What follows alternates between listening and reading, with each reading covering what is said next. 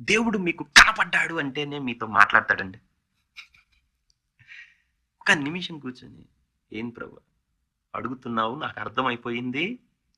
So it's his presence. మీకు అర్థమవుతుందా? పెద్ద పెద్దవి చేయొద్దు. మిమ్మల్ని నేను భయపెట్టను, సరేనా? రైట్? అయ్యి ఇప్పుడు వద్దు అసలు. Very small things. ఓకే? అల్పమైన వాటితోటి ప్రారంభించండి. ఓకే? ఇప్పుడు నేను దేవుడిని తెలుసుకోవాలి. నువ్వు వెళ్ళు దేవుడి దగ్గరికి. ప్రభా నేను నిన్ను తెలుసుకోవాలి.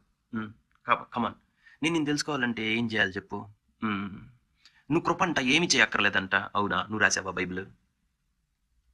ఓకే? నాకు నేను గైకున్నవాడు నన్ను ప్రేమించవాడు అన్నాడు యేసుక్రీస్తు, జాన్ చాప్టర్ 14. ఓకే? అప్పుడు తండ్రి వాడిని ప్రేమిస్తాడు. నేను తండ్రి కూడా వచ్చి వాడిని నివసించమని చెప్పాడు. ఓకే?